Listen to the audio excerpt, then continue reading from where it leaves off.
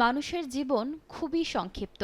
এই স্বল্পায়ুর জীবনে ১,০০০ বছরের কারাদণ্ড রূপকথার গল্পের মতো শোনায়। তবে এমনই এক রায় দিয়েছেন এল সালভাদরের একটি আদালত। মাদক পাচার, অর্থ পাচার এবং অবৈধ গোষ্ঠী গঠনের অভিযোগে এল গ্রেমিও নামের একটি গ্যাংয়ের ২৮ সদস্যকে কারাদণ্ড দেওয়া হয়েছে। তাদের মধ্যে দুজনকে দেওয়া হয়েছে ১,০৪৮ বছরের দণ্ড।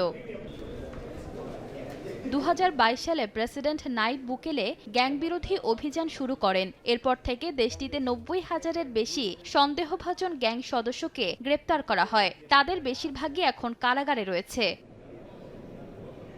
এই অভিযানের অংশ হিসেবে দেশটির আইনেও পরিবর্তন আনা হয়েছে। আগে সর্বোচ্চ শাস্তি ছিল ৬০ বছরের কারাদণ্ড। এখন হত্যা, ধর্ষণ ও সন্ত্রাসবাদের মতো অপরাধে যাবজ্জীবন কারাদণ্ডের বিধান করা হয়েছে। তবে এই কঠোর অভিযানের সমালোচনাও রয়েছে। মানবাধিকার সংগঠনগুলোর অভিযোগ, অনেক নিরপরাধ মানুষও গ্রেপ্তার হয়েছেন। হেফাজতে শত শত মানুষের মৃত্যুর ঘটনাও ঘটেছে বলে দাবি তাদের। অন্যদিকে সরকার বলছে, কঠোর এই পদক্ষেপের কারণেই দেশটিতে গ্যাং সহিংসতা অনেকটাই নিয়ন্ত্রণে এসেছে। ঈশিতা আক্তার, সময় সংবাদ।